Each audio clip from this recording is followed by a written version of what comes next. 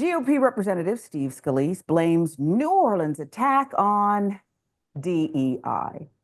Didn't 2024 end that way? And here we are again in 2025, very early, but here we go. GOP House Majority Leader suggests DEI to blame for New Orleans attack. Steve Scalise, the representative out of Louisiana, the Republican, says DEI is to blame for the attack on New Year's. It's not just illegal immigration, Scalise said when radio host Tommy Tucker asked what Homeland Security missed. Our friend Ross Story with the details on this one. Some of these agencies have gotten so wrapped up in the DEI movement, call it wokeness, call it whatever you want. Their main focus is on diversity and inclusion as opposed to security. And they're two very different things. We have to get back to that core mission. He added that the same activity is going on in the Department of Defense and the FBI. And so if nothing else, let's get back to these agencies keeping people safe, period. It doesn't end there, of course. Of course it doesn't. It's MAGA after all. The trolls exploit Bourbon Street terror attack to spew racist insults at Black FBI agent claiming she's unfit to lead. I don't know why they thought that.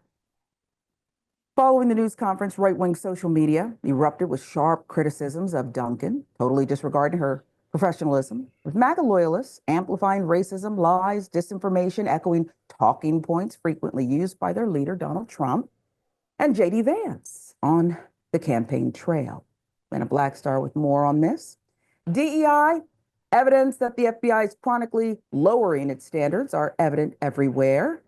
User @Amuse wrote on X before misrepresenting what the agent actually said during the briefing.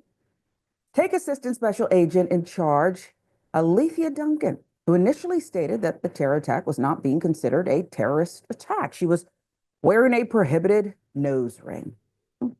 Acting governor, let's move on there, tell you more about what they had to say. But here we go again, MAGA. Here we go again. Acting Governor Dan Patrick is calling for the termination of FBI Assistant Special Agent in charge in New Orleans, describing her actions as shocking, idiotic, alarming, after she initially didn't refer to Wednesday morning's massacre on Bourbon Street as a terrorist attack. As acting governor, earlier this morning, I spoke to our law enforcement to learn what we knew about the Texas license plate that was reported on the truck involved in the deadly terrorist attack in New Orleans. At that time, our great Texas law enforcement already had enough information to me to determine that this was a deadly terrorist attack, and ISIS flag on the truck sends a pretty clear message. Went on and on to say that it's clear leadership is lacking at the highest level of the FBI. Matt Gaetz could have fixed that, but you ran him off, didn't you? What say you? This is so played out. It's so tired to me. It would be funny if it weren't so serious. Many people died. There are things to learn. When a plane crashes, of course, you want to understand the final moments, piece things together in case there's more you can do to prevent tragedies moving forward. But here we go with Bozo the Clown and the rest of the MAGA crew making a mockery of this and blaming a Black woman who is serving her country. Yeah, they're all clowns. I mean, it's crazy to me, you know, as someone who's an immigrant myself, from the Middle East myself, when there's a Muslim name involved, then right away you call it terrorism. But when they attack the Capitol, they're patriots. So we see the hypocrisy right there. Scalise is trying to lay blame on something that has nothing to do with, I guarantee you right now, when they wrap up their meetings in Homeland Security, they don't look around and go, all right, guys, let's go out there and be diverse. That's not what they do. Which, by the way, led me to think there's a funny sketch for like Key and Peele to do around that, because he's saying that our agencies have lost their focus. They're focused on DEI, not on doing their job, which is just idiotic. I mean, you really got to wonder if Scalise has any level of intelligence, which I don't think he does. And then you go, how do these people end up in Congress?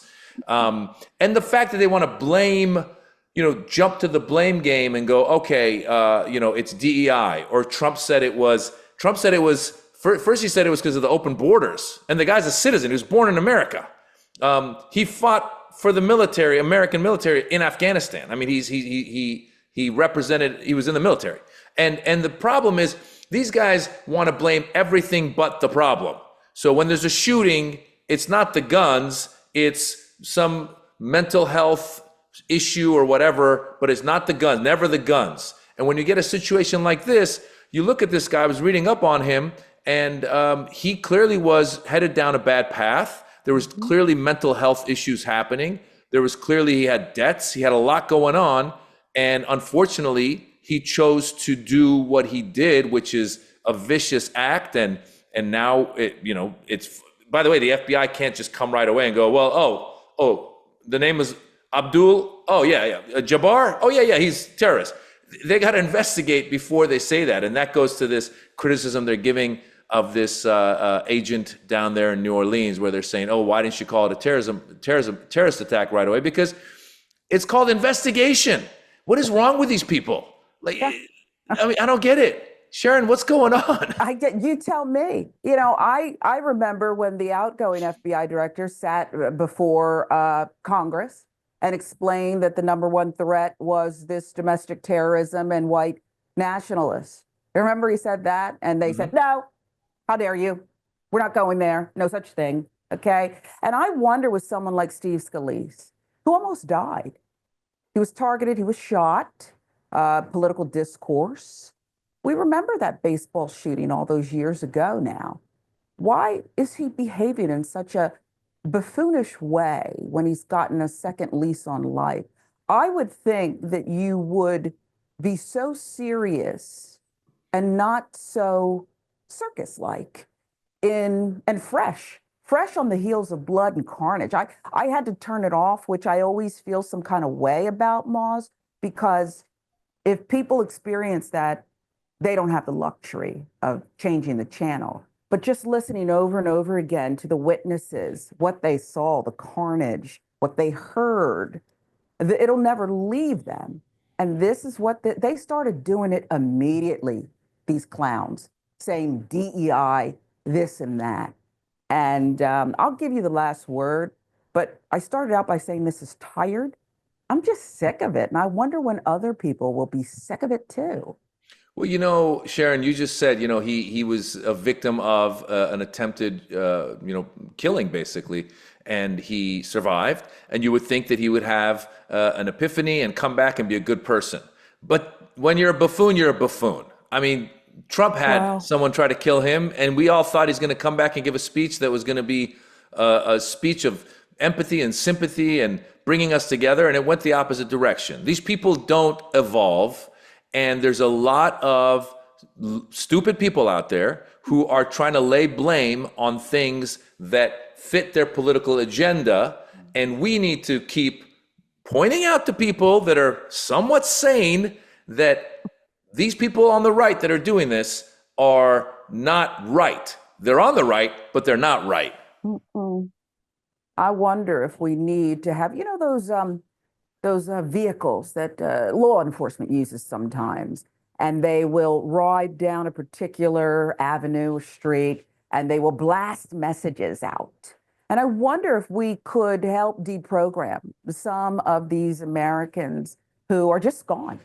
They're gone, okay? Absolutely out there. Just megaphone our way back to sanity. This is what needs to happen, Moz, because they're not listening. And I think if you and do it all the time, and maybe it's torture, someone's trying to sleep, but it kind of gets in there. They can't even control it, but they're absorbing this deprogramming. We'll see. That's just my thought. That's the way my mind works.